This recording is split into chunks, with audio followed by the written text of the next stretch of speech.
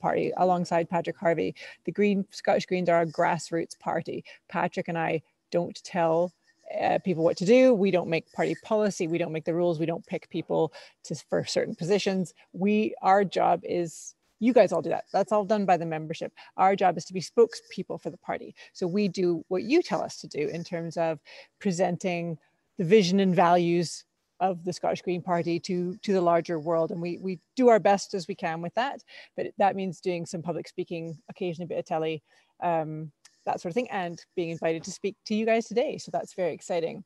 I'm going to go at this at a really high level. I'll get to specific policies at the end, but what I want to do is kind of inspire you to think about what policies are right for you. So as I said, policies in the Scottish Greens don't come from me. I don't make them up. There isn't a secret committee somewhere who makes them up.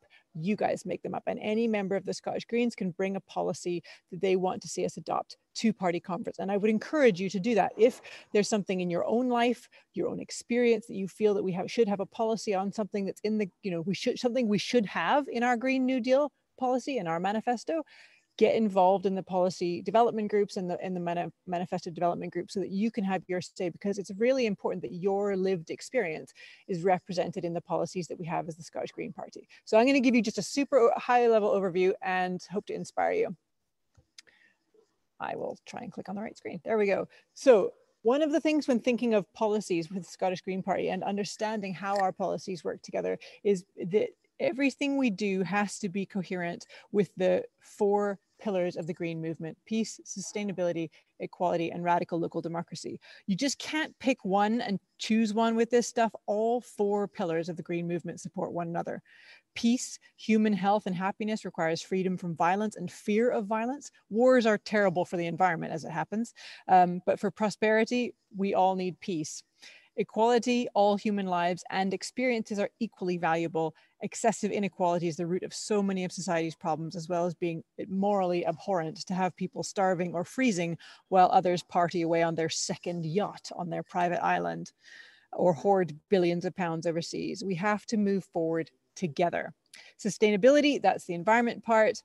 The trickiest bit is maybe the radical local democracy part, but that's the usual bit about making sure that communities make the decisions, making sure that our democratic systems work, that people have a say, not corporations, not landlords, not businesses, that actually, not the super wealthy, that ordinary people get to have a say in what happens in their lives. So when you're thinking of developing policies for the Green New Deal, think of all of these things. None of us want to live in an eco-socialist dictatorship. That's not part of it. That's why democracy is so important.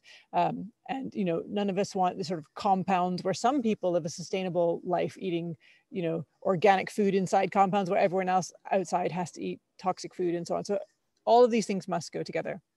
I'm sure all of you remember this curve from earlier in the year. How about that one? So we think COVID is a problem. COVID is a problem. It's a terrible problem. COVID is about 1% lethal. About 1% of the people who get it die from it. Climate change, if we hit 6 degrees of warming, 95% of the life on Earth will be dead. Not just us, but everything, coral reefs, whales, trees, everything. So climate change is the sort of big thing that is happening that nobody in any government anywhere in the world is taking seriously. And it drives the climate scientists crazy. It drives the Greens crazy because it's this huge thing. I mean, look at all the changes that were made to our society because of COVID, because COVID is a very serious threat. 1% lethality is very dangerous. 95% of life on Earth. That's why the Extinction Rebellion used that kind of language that they use, because this is a huge deal.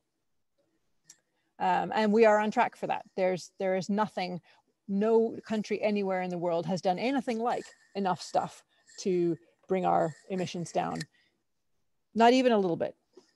They aren't even trying. Like, this is why Greta Thunberg gets crazy mad, because they're not even trying. They're setting targets. They say nice things like, oh yeah, we'll be carbon neutral by 2050 without actually putting into place any sort of plan for reaching that. Last year,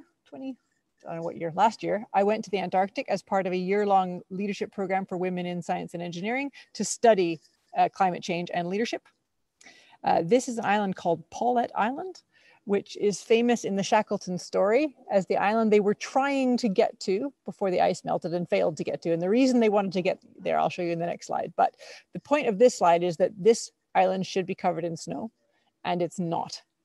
So one of the reasons for going to Antarctica to study climate change is that you can see it with your own eyes. It's happening there. In Scotland, we are fortunate that most of the worst effects of climate change that have happened so far haven't hit us yet. That doesn't mean they won't. It just means they haven't got to us yet. California was on fire earlier in the year. Australia was on fire earlier in the year. The Antarctic has no ice. The Arctic was on fire. Like, it's where it's happening, it's very, very serious. That's the reason they tried to get to Paulet Island, because at the time, this probably was in better nick 100 years ago. There was a hut there with some food and stuff where they could have sheltered. These are Adelie penguins that live on Paulet Island, and the little fluffy ones are the babies. Now, those ones are not dead, they're lying down, but this is actually this colony's second clutch of eggs this season, because the first one babies all drowned when the snow melted too early. So that's what we're looking at, a world without penguins. And different people are moved by different things, but if that's what moves you. These things are often framed as people versus nature, but I don't think that's right. Most of the damage isn't done by people per se. It's done by the system, not by individuals. Carbon emissions have dropped during lockdown, but not even by enough. Like, if we'd kept dropping as to the same amount we've done during COVID, that's not even enough to keep us at 1.5 degrees. So even with hardly anyone flying, driving, engaging in commerce, not enough has changed, because that was the problem. It never was individuals. It was, I mean, you can go out and buy a bamboo toothbrush and, you know, cycle to work all you want, but that's not enough.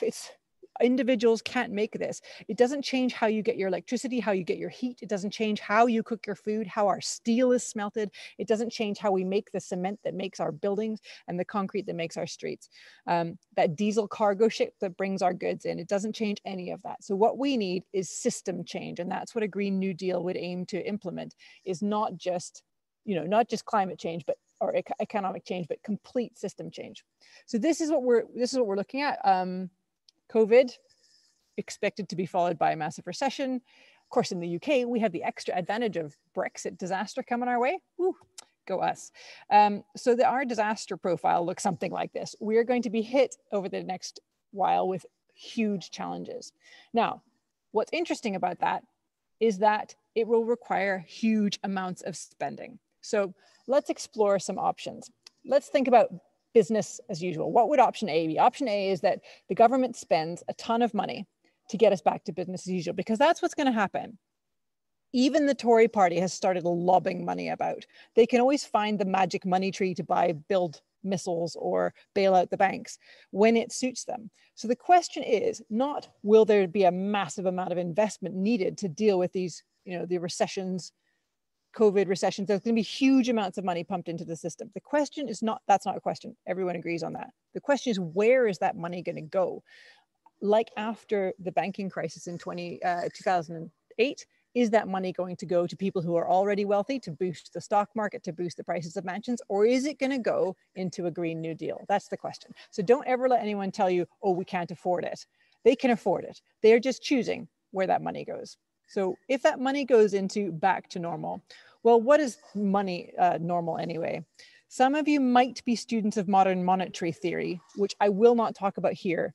I am myself a believer in modern monetary theory, but it's very hard to talk about to people who don't understand it. So I'm going to stick with conventional economic theory just for the moment, because it works well enough for the case of this. So you'll notice that this quote from the paper about our Chancellor of the UK and getting us back to normal doesn't mention anything about cracking down on offshore tax haven, closing corporation tax loopholes. It only refers to income tax, which is surely a misnomer. Income tax is tax on your work. It should be called work tax. Inheritances, rents, and dividends are all income, but they all are taxed at less than your work is. Work tax is a shit tax. So when people talk about taxes, they tend to only talk about work tax. They don't talk about inheritance tax, wealth taxes, land value taxes, all the things that could go after the wealthy. And that's because in the UK for centuries, the wealthy, the landowners, the people who own the buildings, the landlords have been in cahoots with government that have kept that off the table. Other countries have wealth taxes. It's a peculiarity of the UK that we don't have them. Also notice there are no calls for carbon taxes or consumption taxes. This is austerity 2.0, the books being balanced on the backs of the poor, with the rich being asked to pay less as a way of stimulating the economy, as well as being bailed out when their business models failed them due to the crisis. So they, the rich, couldn't weather this crisis with all their massive wealth, but ordinary people are expected to, because they're not going to bail us out.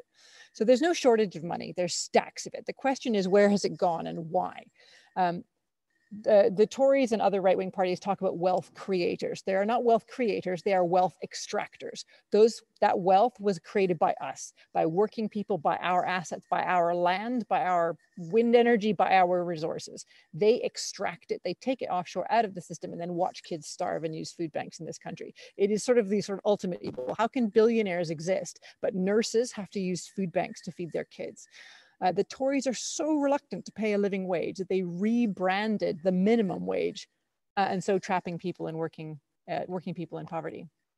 So this graph is interesting. It shows you over time where the money's been going. And since the 1970s, the rich have been getting richer and the poor have been getting poorer. And some of the people who were fairly comfortably middle class or well off in the 70s would now be in poverty on the same sort of level of that scale. So this clearly cannot go on. You can't have the rich getting richer and the poor getting poorer forever. That leads to problems, it leads to violence, it leads to war. But that's what's been happening ever since the 70s. So where has all that money gone? And this is another good way of looking at it. Everyone in the UK contributes to the GDP. If you work, if you buy things, every single person, even if you don't work, you still buy stuff, you still need stuff, you still consume goods, you still make things. So everyone contributes to the GDP, but as you can see from this graph, not everyone in the UK benefits from increases to the GDP. So there's a disconnect between GDP numbers, which are going up, up, up, and people's daily experience of real life. They call that, so the unlinking in the economy, if you read economics texts, the economy has become unlinked from real world factors. So the government will obsess with stock market prices. You see like Donald Trump obsessing with stock market prices. It's the same over here. They're obsessed with stock market, obsessed with GDP, but actually that's meaningless. Most people, that doesn't help most people get food on the table. So and on top of all that, GDP is a measure of growth, which is incompatible with the climate crisis. We can't continue to grow, that's not a thing. We need to completely rethink how our economy works. And that's where the Green New Deal come in. So let's look at option B. That would be completely restructuring our economy. There are Green New Deals being discussed all over the world as a way to build back better after the crisis, and at the same time make our society more sustainable, fairer, and strengthen our democracy, not undermine it like the current right-wing governments are trying to do by taking judges to court, proroguing parliament, and other nasty tricks to try and make sure that we cannot have a say. Telling us we can't have an independence referendum is a good example. Franklin D. Roosevelt in America came up with the original New Deal in the 1930s to help the country recover from the Great Depression and to deal with the significant income and wealth inequalities that plagued the country at the time and have now returned. Our Scottish Green New Deal would be similarly sweeping, reprioritizing fair wages, investing in infrastructure for sustainable industries, and undertaking public works projects such as insulation of houses to ensure that everyone in Scotland has a warm home. The truth is that we don't exist to serve the economy. We are the economy. It should serve us for our benefit. We need to rethink how we think about the economy. The economy isn't some abstract thing. It's a real thing, and it isn't in conflict with our safety, and it isn't in conflict with the living world. The economy is how we meet our needs on the planet that we have. The economy is how we provide for each other. What we've been doing is deeply dysfunctional. Competition, greed, danger, destruction. Who does that benefit? Has it benefited you? Are your needs being met? Are your needs for clean air, green space, a reliable income, a secure tenancy to keep a roof over your head? Are those needs being met? Are your social and medical cares being met? Will they be met in all your life under all conditions? In times of crisis, we need to make kind decisions, not harsh ones that led to austerity. Who benefits from that? Where did all that money go? So we need to abandon the old ways of thinking. So is this a pipe dream, or can it be done? And what would it look like in Scotland? Now, remembering our 4 pillars that we need to make real system change, that's local democracy and equality, are just as important as sustainability. Well, I think it looks like livable city and town centers, not dominated by cars, but where it is safe for everybody to breathe, move around, not just somewhere to pass through. A big part of this is reliable public transportation system that reaches every corner of the country. Both recovery from the recession and climate crisis will require a massive shift towards public ownership, toward building things for the common good rather than to allow a few people to make vast wealth. Well-being needs to take precedence over growth. So some of the other ideas that we can use to restructure the economy in this way would be a universal basic income to ensure that no one is ever destitute, and to get rid of the complicated, dehumanizing bureaucracy of the benefit system. Sort of the partner policy to that, which I haven't got a slide for, but is a jobs guarantee. I think those two things would probably need to go together, where a jobs guarantee is that a job for anyone who wants to do work, so that we as a society decide what work needs doing, not just Amazon and the big corporations decide what plastic widgets they can create to generate the most profit. Nobody needs plastic widgets. It's a load of crap. It's a terrible way to use our resources, our human talents, to load stuff, to do that kind of thing when, there are children that need to be cared for, people that need to be looked after, music lessons. There's a million things that we could be doing with our human resources that would be better than that. Land reform is a big part of this. Things like the grouse moors are a terrible use. 1/5 of Scotland's land is grouse moors, or some huge amount like that. It's maybe not quite that high. I think it's maybe 13%, but that's a huge amount of Scotland's land being used for something that has basically no economic value, and the environmental value is terrible. So we need to look at how we're using our land. If this land was reforested or used for sustainable agriculture, it could be used in so many better ways. The regenerative agriculture is a big change. So agriculture is one of the worldwide large contributors to climate crisis. We also have this problem, for example, Brexit coming, where we know we won't be able to access fresh food adequately. So our food supply chain has been left to those who can bid for it the cheaply, and has not really been thought about in terms of what's best environmentally, what makes a sustainable local food supply, what keeps local businesses going. That needs to be completely rethunk. And there is some work being done on that. There's an interesting paper that's come out. It's the Farmers 1.5 project or something like that. If anyone's interested, I can get you the paper on that. It's quite interesting. Another policy, which I think is a great one, is the 4-day work week. So we try and rebalance our lives from working crazy sorts of hours, 50 weeks of the year, and then taking an overseas holiday on 2 weeks of the year. Let's rebalance our lives so that every week is a good week. We have time to rest and recover every week. We don't need to fly on foreign holidays because we have time to recuperate with our family and friends at home. And people often, journalists always try and kind of catch me out and go, oh, but if we do what the Greens want, if we save the planet, it's going to be fucking miserable, isn't it? We're going to all have to stay at home and never do anything fun. It's like, no, it's the opposite of that. We'll work shorter hours. We'll have a better quality of life. We won't work ridiculous hours to buy crap that we don't need, that's going to break next year and need replacing. We're going to work shorter hours for less stuff, but more quality times with our friends. And the stuff we do buy is going to last longer, or we can repair it, so that we don't have this kind of churn of plastic nonsense that damages the planet. And it's just there for consumerism. It isn't there to increase our quality of life. Why does buying a new plastic, like a new laptop every 2 years or something, if you're able to afford that doesn't actually improve your quality of life? It just means that they make laptops to break on purpose to force you to buy another one. It's changing that attitude. Scotland is uniquely placed to do well under a green revolution. Scotland has 1% of all the population of Europe, but we have 25% of all of the renewable energy in Europe. We are a renewable energy powerhouse, or we could be with the right investment. I'll leave you to decide if this is politically motivated, but the government in Westminster has decided to build Hinkley Point nuclear power station instead of developing Scottish energy resources. So I'll leave that to you. Even where we have the Scottish government investing in these, it tends to be more just allowing foreign businesses to bid for it instead of actually looking at how we can keep this business in Scotland. And that's a big part of that's my work. That's why I'm working in. And what we're afraid of is that without the right investment, without the right planning in Scotland, the Chinese or the French or someone will come in and go, oh, these tidal turbines are great, we're going to start building them. And they'll disappear. They'll leave from Scotland, and all those jobs, all that supply chain work, all that equipment would then be bought elsewhere and built elsewhere. And that would be such a shame. We have a huge potential to make sure that when our renewable energy is when we start extracting that, when we start putting together an industry that can really benefit from that can make us all rich, that we keep the jobs, we keep the benefits for that in Scotland, and don't let them disappear overseas, as has happened to a large degree with wind energy. So tidal energy is one of those things we need to try and keep in Scotland.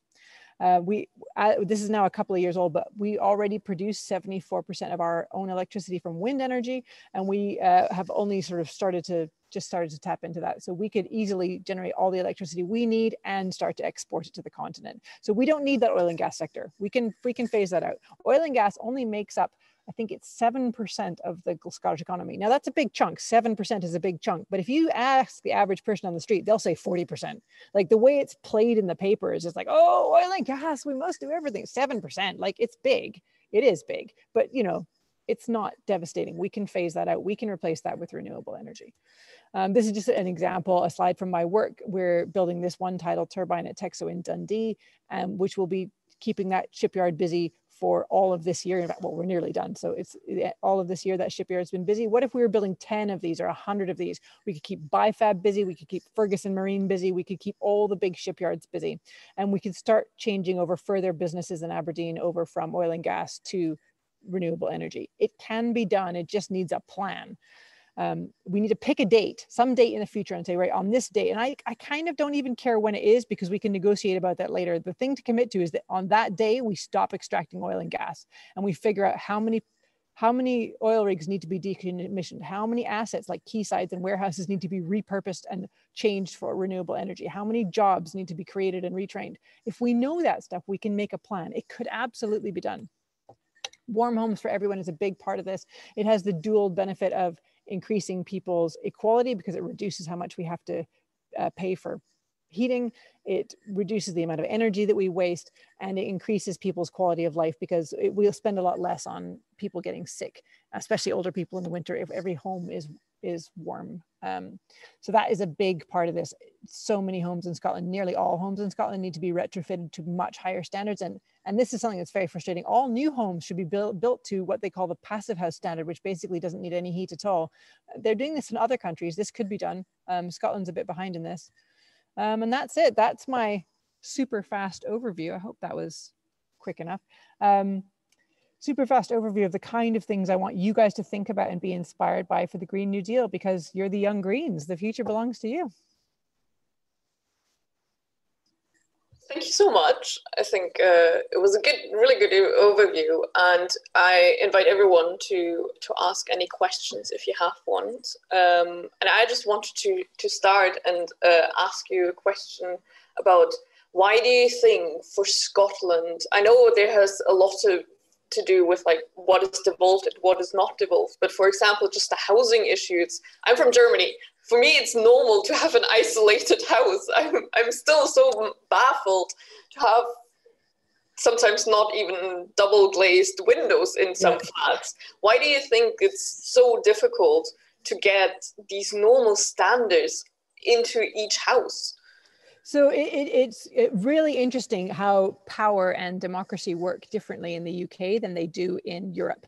I mean, for me, the big difference is that the people of the UK never took their aristocratic landlords to the guillotine like the French did. So the power that rests in the UK still rests where it always did, with the aristocracy and the landowners. The people who owned land, 400 years ago, they've just handed it down to their kids and grandkids. And those people make the laws. I mean, there's a reason why 2/3 of the ministers in Westminster all went to Eton. It's very much still a sort of feudal society where most of the land and resources are owned by a very few people. And what landlords don't like is being told what to do. So in Germany, the tenancy laws, for example, for tenants are wildly different. And the kind of rates of returns that landlords get. So a landlord in Germany, if you're buying a flat as an investor, you would expect a 1 or 2% return on your investment every year. And the tenants, when you move into a German flat, they often don't even have kitchens in them or bathrooms. When you move in as a tenant, you install a kitchen that you like and a bathroom that you like, because you intend to live there for 15, 20 years. That's the idea. And when the landlord wants to sell that flat, he sells it with you in it. He doesn't kick you out and then let someone else in. So the UK has the very terrible tenancy laws that in all ways advantage landlords. So yeah, landlords don't want to upgrade upgrade their houses. So they've made the laws so they don't have to. Developers want to make a quick buck here. And because the developers are often in cahoots with the landowners because they need to buy the land and get the land, they absolutely run rings around the government, and there's no desire to stop them. So it's still the case now. So during the COVID crisis, this is something that Andy Whiteman, our MSP from Lothian, works very hard at, is trying to bring some of that back into balance. And when they were looking at, there was some special working group on housing and evictions during the COVID crisis that had no tenant representative on it. It had landlords, it had developers, but it had no tenants. They have no power here, and they're not even considered to be powerful, to be worth, even consulting, even on something as serious as evictions during COVID. So yeah, it's outrageous. So yeah, overthrow the system. It's just all wrong. This is a theme going through all of this event. In each webinar, we had at least one of the topics of overthrowing the system. I think that's something we all take away from this. I think that's one of the exciting things about Scottish independence, and something as Greens we have to be super clear on, is why we want Scottish independence. Because one of the most frightening aspects of Scottish independence is this sort of neoliberal SNP model, which is put together by the Growth Commission, which is, we're going to have Scottish independence, which as little change as possible, because they don't want to scare the horses and go, oh, we want to keep things the same. But the same is shit. It's terrible. So we as Greens have to be super clear, and this is something that all our spokespeople, Patrick and me and the candidates, have to be super clear about, is that we want independence because we want change. I mean, big change. We want improved democracy. We want to level this playing field. We want to use our land and resources better. No more of the aristocratic landlords running the show for their own benefit. It's like, we're done. Let's do something different. Yeah. Yeah. What do you think is the for young people? Well, of course, probably young people can answer it most, but probably from your experience, and experience with like the MSPs and so on, what is the most pressing issue for us to like tackle for us young people? So that, yeah, I'm 45, so I've been long since not been a young people. I'm not even barely a millennial. I'm Gen Z. So yeah, you guys will have to answer that one for yourselves. But I mean, the things that I think that I see as an older person as issues are things like unreliable work. It's very hard to get a steady job with a steady income, 0 hours contracts, that sort of thing is leveling everywhere. For people who did go to university, coming out of it with debt, even in Scotland where you don't necessarily have tuition debt, you still have other debt that you accumulate. So you're more indebted, not through no fault of your own, than my parents' generation was, because I had student debts. You can't get a job that pays you a sensible sort of wage, or it has any sort of career attached to it. And on top of all of that, things like house prices have shot out of reach. They're 6-7 times the annual salary of a person on an average salary, let alone someone just starting out. So you've been given an impossible situation, and the way the media writes about it, and the way a lot of the right-wing press write about it, as if it's your guys' fault because you have smartphones and eat avocado toast. It's just completely insane. The world was different when my parents were young people. So they're ancient now, but when they were young, they got free university education. Houses were 3 times the average salary. You came straight out of whatever. My parents didn't go to university, but to college or whatever they went to, straight into a job. And they stayed in that career for their life, and they retired, and now they live comfortably and go on nice holidays. That was their life. And so they think that's normal, and they don't understand. They really don't get how the world has changed. But it's them that's still making the rules. If you look at the average age of parliamentarians and the average wealth of parliamentarians, they still think the world works that way. They don't realize it has changed. So rather than addressing, I would say, each of those problems, what I would say is get involved, get elected. Let's have more people like, Ross Greer was the youngest MSP ever when he was elected. Let's get more of you into parliaments and councils around Scotland, because we need that variety, because the old people, they don't know. They have no idea. Mm-hmm. Yeah, I think especially coming up with the 2022 elections, there are a lot more young people, I think, involved. We've seen a lot of our own Scottish Young Green members being elected in the internal elections to become council members, or the candidates in Glasgow and Edinburgh. So that's really inspiring for us. But I think there's also for us, maybe, at least for a personal experience, I am very reluctant to stand in a council election because it's being treated as a part-time job. Yeah. And as someone, as a young person, it's very hard to then go about and have a career or go a bit more into the different job market. So I think, what do you think there needs to be done? So I'm actually working on independence is maybe coming, but right now we are still in a system that kind of doesn't work for us. So what do you think needs I think we might get Scottish independence before we get reform of councillors. But so I've been working with COSLA and another organization that on this. So what I'm trying, this is a personal project of mine and Councillor Claire Miller, is we want to put together a proposal which I would then take to the leaders of other parties in Scotland, Labour Party in particular, but SNP are quite some parts of the SNP are supportive of this, to have a multi-party platform, which we all put on our manifestos around reform of councillor pay and conditions. Because for those of you who don't know, being a councillor is considered a part-time job. The pay for it is £16,000 a year. Now, all of our councillors work more than full-time hours. It's ridiculous. They have so much work to do, but trying to do that on 16,000 a year is not feasible. So generally speaking, councillors nationwide are retired men. So they're men who got to the end of their career and thought, oh, I'll just top up my retirement a little bit by, doing a few hours a week for the local council. And that's why so many councillors are old men. And young people, you cannot really start a career that way because you need more money than that. For starters, to pay off your student loans and to save up for a house. You just can't live on that.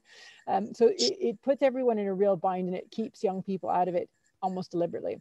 So that's something that it's a tricky one, because no political party wants to go more money for politicians, because the public don't know that. The public have this idea that politicians sit on some sort of gravy train, whereas councillors are not. They earn shit wages. It's not even a living wage to do crazy amounts of work, and they take such a kicking and they work so hard. Now on the flip side, the work that they do really matters, and they can see the effects of what they do. So the councillors that I know find it really rewarding, but yeah, it's really hard to get into as a career. So that's something that as a personal project, it's something that I'm trying to work on, but that kind of reform is not going to be quick or easy to do, but stay posted. That's always good to hear. We just got a request if you could stop the screen share so we can see. Oh, sorry. Yeah, sorry. That's okay. It's just there we go. All good. I could see me in a little square, so I forgot that you couldn't see me. That is so. I think the accessibility to politics has to change in a big way, and I think a New Deal also would work in that sense. How do you think it could work also to make people understand? A lot of times I'm a politics graduate. I know how political systems work, but I think a lot of time what I experience is people are just so done with it and they don't want to engage. Yeah. And I think a lot of young people also have that. So I think a lot of times having these big projects like a Green Deal hopefully can engage more people, but how do you think we can engage them more as well? So I think there's a few different things going there. One is to get more young people elected. So, Ross Greer has a massive following just because he's young and talks about young people's issues, and good on him. The fact that you guys, the Scottish Young Greens, are now a going concern active group, because for many years it was a bit hit and miss, but you guys are doing a brilliant job. That makes a big difference. I think things like the independence referendum helped in 2014, because the turnout on that election was so high. I mean, nobody comes out and vote for council by-elections, and that's really hard to get people excited about that kind of thing. But I'm hoping that the climate crisis will help. Things like the climate strikers, I think all of those kids, because all those kids that have been 15 and 16 doing those strikes in the last few years, they can all vote next year. And what they say is once you start voting, you keep voting, and giving 16-year-olds the vote was a big deal for Scotland. I think we should have it for all of our elections. At the moment, we only have it for Scottish elections. So, I mean, all of those things help, but it's a real challenge. And I spent half my life explaining to all Scottish people, not just young people, how their own electoral system works, because it's very confusing in Scotland, because we have Westminster, which is elected on one system, we have Holyrood, which is elected on a different system, we have councils, which is elected on a third system. they're different voting systems, they do different things. You know, when we were canvassing for Westminster in 2015, people were telling me about how their bins aren't getting collected. And I'm like, I could call your counselor. I can't help you. You know, people have absolutely no idea. So I think there's an element of, and maybe you guys can tell me, don't think you learn in school how your own electoral system works, which is shocking. I mean, if there's any way of disenfranchising your population, it's making sure they don't know what a council is or does and how to vote for it.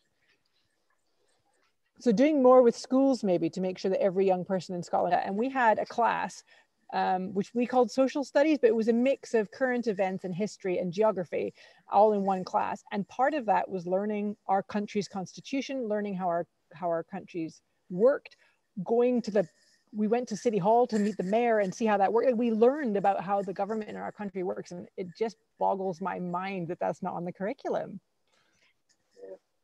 Probably I don't know, I can't speak for the Scottish people here, but I hope it boggles your mind as well. Yeah. So maybe that would be a fun manifesto project or a fun manifesto ad from the Scottish Young Greens, is if you can work with the manifesto group. Yeah, it's always good. That's why we have these workshops, to get ideas as well, to get out there. But Thomas has a question: can participatory budgeting and citizens' assembly be a bigger part of the Green New Deal?